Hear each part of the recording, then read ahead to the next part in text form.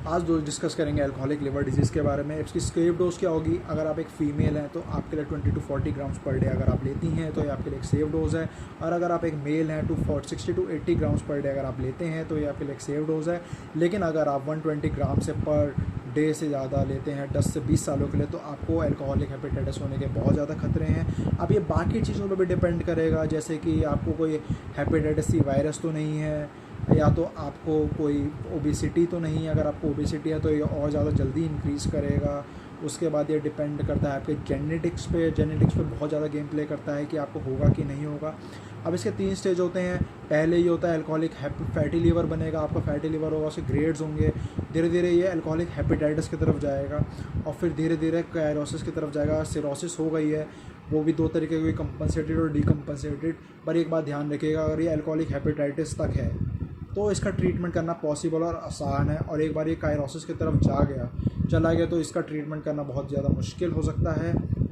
अब डिस्कस करेंगे आपको इसके क्या सिम्टम्स हो सकते हैं। देखिए, इसके सिम्टम्स में क्या है कि काफ़ी लोगों में ये एसिम्प्टोमेटिक मिलेगा, मतलब शुरुआत में कोई सिम्टम्स ही नहीं आएंगी। धीरे धीरे कुछ लोगों में राइट अपर क्वाड्रेंट में आपके पेन चालू होगा, वो भी बड़ा वेग सा पेन होगा। धीरे धीरे आपको जॉन्डिस हो सकता है। जॉन्डिस भी डिपेंड करता है, शुरुआत में जॉन्डिस बहुत कम लोगों में मिलता है, धीरे धीरे वो बढ़ता है। तब आपको महसूस होगा कि आपको जॉन्डिस है। स्क्लेरा में देखेंगे आप ऊपर बल्बर कंजक्टिवा में, तो आपको जॉन्डिस मिलेगा यहाँ पे ऊपर। उसके बाद आपको नॉर्मली एनीमिया के भी केसेस रहते हैं। इसमें कोई लिवर एनीमिया भी कॉज करता है, माइक्रोसिटिक कुछ भी हो सकता है। विटामिन की डेफिशिएंसी की वजह से पैरोटिड ग्लैंड इन्लार्जमेंट मिल सकता है। अगर एक तरफ कायरोसिस की तरफ चला गया तो इसके सिम्टम आएंगे, आपको स्पाइडर एंजियोमा मिल सकते हैं, आपको पाल्मर अरिथमा मिल सकता है, आपको डिफरेंस कॉन्ट्रैक्चर मिल सकता है, आपको स्पाइडर नेवियाई मिल सकते हैं और भी बहुत कुछ। उसके बाद अगर ये डीकम्पनसेटेड की तरफ चला गया तो वहाँ से आपके लिए ज़्यादा खतरे की घंटी है। उसमें आपको पोर्टल वेन का जो प्रेशर है वो इंक्रीज़ कर जाता है। नॉर्मली पोर्टल वेन का जो प्रेशर होता है वो 5 मिली mm पर Hg होता है, और अगर ये उससे ज़्यादा इंक्रीज़ करता है तो ये पोर्टल वेन हाइपरटेंशन होती है। 12 से ज़्यादा बढ़ता है तो आपको ब्लीडिंग वेरेसिस हो सकते हैं। ब्लीडिंग वेरेसिस में आपको हेमेटमेसिस यानी आपको खून की उल्टी होने चालू हो जाएगी। और अगर आपको खून की उल्टी करनी चालू हो चुकी है तो समझिए डीकम्पनसेटेड जा चुका है। उसके बाद आपको स्प्लीनोमेगाली मिलेगी, आपका स्प्लीन का साइज़ है वो इंक्रीज़ कर जाएगा। आप स्प्लीन का साइज़ इंक्रीज़ करेगा तो आप सोच ही सकते हैं कि स्प्लीन जो है हमारे आरबीसी को तोड़ने का काम करती है, तो और ज़्यादा टूटेंगे तो इससे आपको एनीमिया हो सकता है। आप उसके बाद आपको पोर्टल हाइपरटेंशन में आपको ये हो गया, स्प्लीनोमेगाली हो गया, आपको वेरिसल ब्लीड हो गया है, आपको एसाइटिस हो सकता है, आपके पेट में पानी भर सकता है। अब एसाइटिस अगर आपको हो गया है तो आपका जो पेरिटोनियम है वो पूरी पानी से भर जाएगी, यानी कि उसमें फ्लूइड कलेक्शन हो जाएगा। अब उसमें चांसेस रह सकते हैं वो इन्फेक्ट होकर आपको सब एक्यूट आपको अगर आपके पानी भर गया है तो वो डिपेंड करता है, वो आपका बैक्टीरियल पेरिटोनाइटिस की तरफ भी जा सकती है।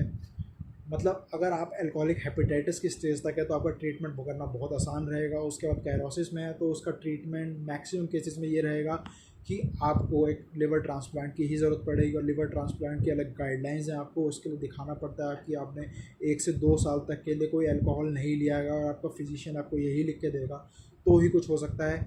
अब इसका ट्रीटमेंट क्या होगा और इसके डायग्नोसिस में हम क्या करेंगे?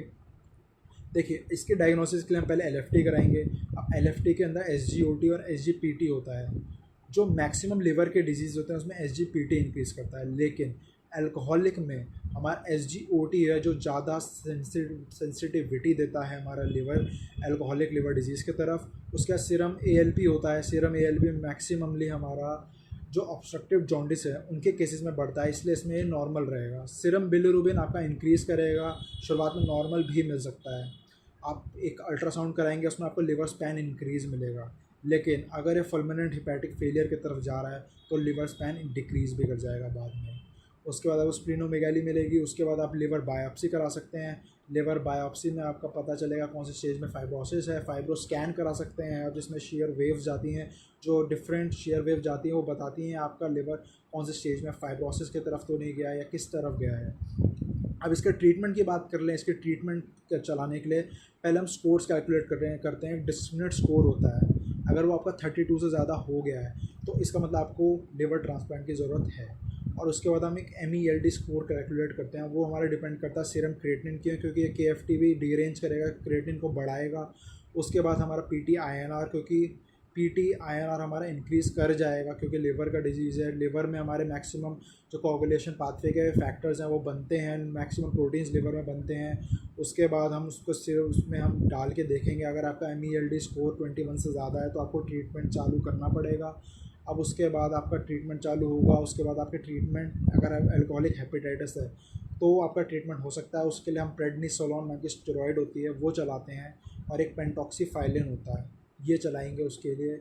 लेकिन अगर आप फिर भी, और उसके बाद हम आपको शराब छोड़ने के लिए भी नलट्रॉक्सिन चलाते हैं। लेकिन अगर आप फिर भी नहीं छोड़ते हैं तो उसके बाद वो कायरोसिस की तरफ जाएगा, जिसका एक ही ट्रीटमेंट है, लिवर ट्रांसप्लांट।